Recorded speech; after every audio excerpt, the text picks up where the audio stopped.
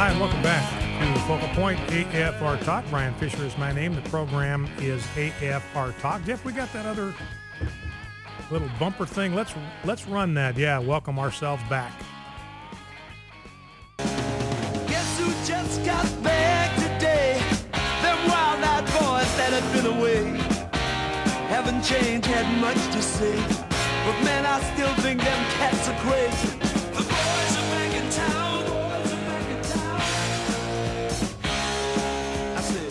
The boys are back in town. Haven't had much to say since Christmas, but we are locked and loaded, stacked and packed for a brand new year. Glad to have you in the conversation. By the way, do not forget to go to our Facebook page, Focal Point, and like that puppy. Ask your friends to like it. It's a source of up-to-the-minute information. Also, go to my Twitter feed. If you're a Twitter type, you can go follow me on Twitter at Brian J. Fisher, Brian with a Y, Fisher with a C. Follow me at Twitter. I post the same nuggets on Twitter and on the Focal Point Facebook page. You don't necessarily need to follow me on both platforms. But my purpose in both the Twitter feed and the Focal Point Facebook page is to give you information, up-to-the-minute information. As I find it, as I come across it, a lot of the stuff that we talk about on this program, you'll be first introduced to either on the Twitter feed, Brian J. Fisher, or on Facebook, Focal Point. So go there and like it or follow me on Twitter, and you can get stuff a lot of times before the rest of the world is even wakened up to it. I mean, I tweeted out stuff on stories that are just now kind of breaking into the mainstream media several days ago, so you'll be right on top of things. My mission, my goal with you as a listening audience is to make this the most literate, the most informed, the most knowledgeable, the most educated listening audience in all of conservative talk radio. And by the way, another winnable war moment, the last liberal radio talk show program has gone under in New York. There is not a single liberal talk station in the largest city in the country now, the city of New York. Gone. No liberal radio there whatsoever because people are I think they're just tired of the bills. They know it's just swill. They know it's bills. They're tired of listening to it. Nobody wants to tune in. Advertisers don't want to pay money to put programming on the air that nobody is listening to. So again, it's another indication that people are turning to conservative alternatives like conservative talk radio, like Focal Point, because you're looking for some place where you can get information that you can trust, that you can count on. And our objective every day is to be faithful to that task. Now, going back to this, before I jump into the Walter Williams piece, going back to this evolution poll from the Pew Research Council, again, only 32%, this is a quote from the poll, only 32% of Americans say that evolution is, quote, due to natural processes such as natural selection, end quote. So there's only 32% of the American people, only a third of Americans believe in Darwinian evolution, that all of this happened by chance, that God had nothing to do with it. He didn't create anything. He didn't direct anything. He didn't guide anything. It all happened through the random collision of atoms, which I find an absolutely absurd and completely unintelligible point of view to have. And because it's so foolish, it's one of those, I think it was George Bernard Shaw said about something, that is something that is so foolish that only a highly educated person could believe it.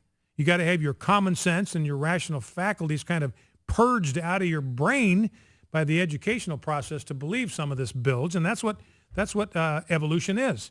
And so despite the fact that liberals have dominated the education system now for 100 years on this topic, they have been relentlessly hammering evolution at the American people for 100 years since the Scopes trial. They're not getting the job done because the truth is too persistent. The truth is too resilient. The truth is too obvious. There are too many American people that believe in the self-evident truths that the founders believed in, that we are created and therefore our rights come to us from God.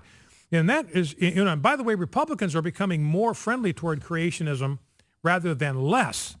Go deeper into this poll. Republicans are less inclined today than they were in 2009 to say that humans have evolved over time. 43% of Republicans think that today. Less than half think that man has evolved over time, and most of them would believe that God had something to do with it. whereas 54% of Republicans in 2009 thought that man had evolved over time. So the Republicans becoming more educated, more intelligent, more aware, more rational by the day on the subject of origins. And again, it has enormous consequences for public policy because our culture right now is divided into two camps. It's divided into conservatives that believe there is a creator who is the source of our unalienable rights, and liberals who do not believe in a creator and believe that our rights come to us from God. And I would suggest to you that secular theocrats, they hate the concept of creation, not because they think it's right or scientifically defensible, because it is not, but because they hate the thought of answering to God. They do not want to face the fact that they might have to deal with a God who may possibly have a moral standard to which they will be held accountable. They despise that thought. They don't want anybody telling them what to do. So they reject creation, not for scientific reasons, not for intellectual reasons, not for rational reasons, but for purely emotional reasons. They don't want to have to face God. So we've got this division. The great divide is between conservatives who believe in a creator, as the founders did, and liberals who do not. Now, number to call if you want to join the program, talk about either of these two topics, 888-589-8840, 888-589-8840.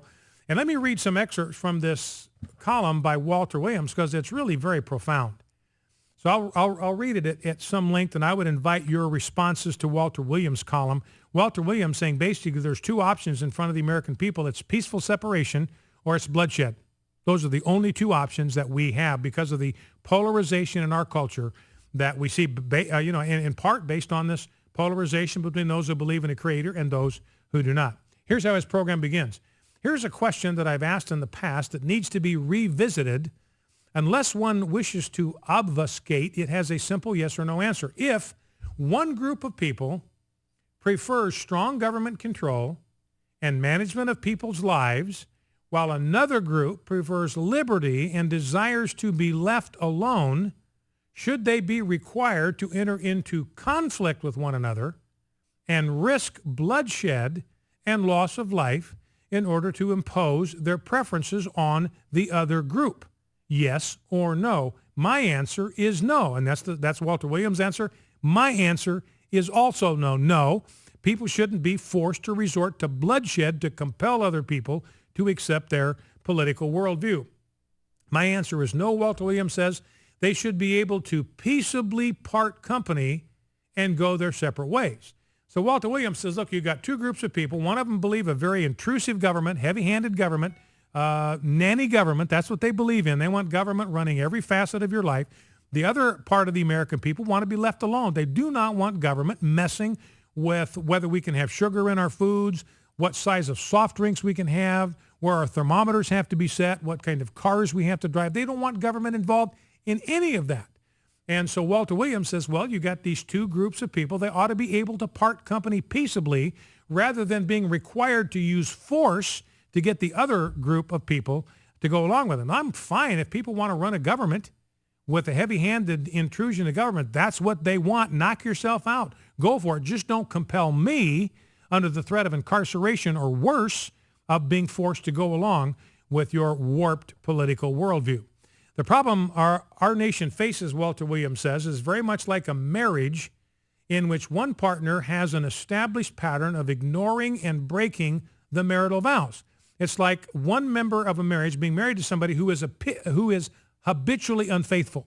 They are habitually adulterous. Time after time after time, they break their marital vows. And that's the kind of marriage that we're in right now. Moreover, the offending partner, that is the one who is the adulterer, has no intention to mend his ways. That's the big government types. Of course, the marriage can remain intact while one party tries to impose his will on the other and engages in the deviousness of one-upsmanship and retaliation. Rather than domination or submission by one party or domestic violence, a more peaceable alternative is separation. So that's what you can have. If you got a marriage where one party is habitually unfaithful, there is a solution. Even Jesus authorized divorce in that circumstance. That was the one basis on which Jesus approved, would grant permission for divorce, where there is habitual infidelity on the part of the partner. And Walter Williams says, look, that's where we're at. And it may be time for a political divorce because we are married now to an abusive adulterer who will not change, will not mend his ways. I believe, he says, our nation is at a point where there are enough irreconcilable differences between those Americans who want to control other Americans and those Americans who want to be left alone that separation is the only peaceable alternative. Just as in a marriage where vows are broken, our rights guaranteed by the U.S. Constitution have been grossly violated by a government instituted to protect them. These constitutional violations have increased independent of whether there's been a Democrat-controlled Washington or a Republican-controlled Washington. So Walter Williams' point is this isn't partisan. I mean, and you and I know that the Republican Party elites are just as bad about this big government stuff as the Democrats are.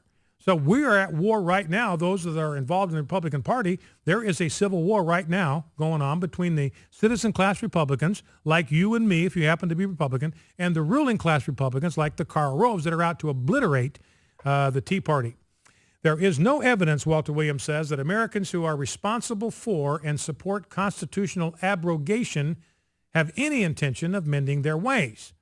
And he says, well, what do you mean by constitutional abrogation? He lists it here. Article 1, Section 8 of our Constitution lists the activities for which Congress is authorized to tax and spend.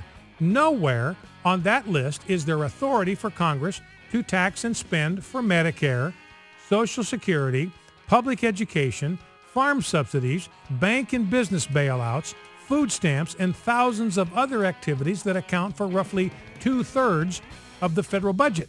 Says, look, 2/3 of the federal budget is absolutely unconstitutional. There's no authorization for the spending of this kind of money. He goes on, Americans have several options. We can, like sheep, submit to those who have contempt for liberty and our Constitution. We can resist, fight, and risk bloodshed and death in an attempt to force America's tyrants to respect our liberties. A superior alternative is to find a way to peaceably separate into states whose citizens respect liberty and the Constitution. My personal preference is a restoration of the constitutional values of limited government. Back in 2.